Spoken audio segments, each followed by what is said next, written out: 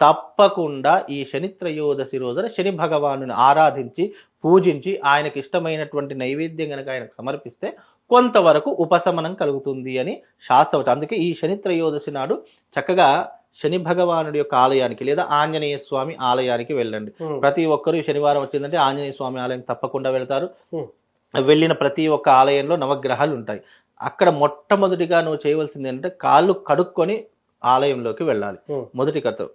అక్కడికి వెళ్ళిన తర్వాత మొట్టమొదటిగా నువ్వు ఏం చేయాలి అని అంటే నవగ్రహాలలో ఉన్నటువంటి శని భగవానుడి దగ్గరికి వెళ్ళి ఈ విషయం ఎవరికి తెలియదేమో, రావి ఆకు ఉంటుంది కదా, రావి ఆకు తీసుకొని రావి ఆకులు తీసుకొని నువ్వులు ఉంటాయి కదా, నువ్వులు బెల్లము కాస్త నువ్వుల నూనె ఈ మూడిటిని కలిపి ఒక లడ్డూ లాగా తయారు చేయాలి. అట్లా 5 లడ్డూలను ఆ రావి ఆకు మీద పెట్టి స్వామి వారికి నివేదన చేయాలి. ఇలా చేసిన తర్వాత స్వామివారి దగ్గర నువ్వుల నూనెతో దీపం వెలిగించాలి.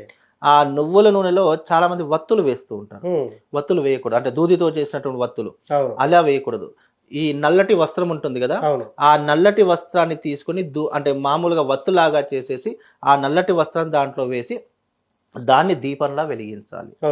ఆ తర్వాత ఆ నవగ్రహాలకు 9 ప్రదక్షిణలు చేసి ఆ పెట్టిన 5 లడ్డులు ఉంటాయి కదా, ఆ 5 లడ్డూలను ఏం చెయ్యాలి అంటే ఒక లడ్డు శనీశ్వరుడికి, 3 లడ్డూలు ఆవుకి గోమాతకు పెట్టాలి.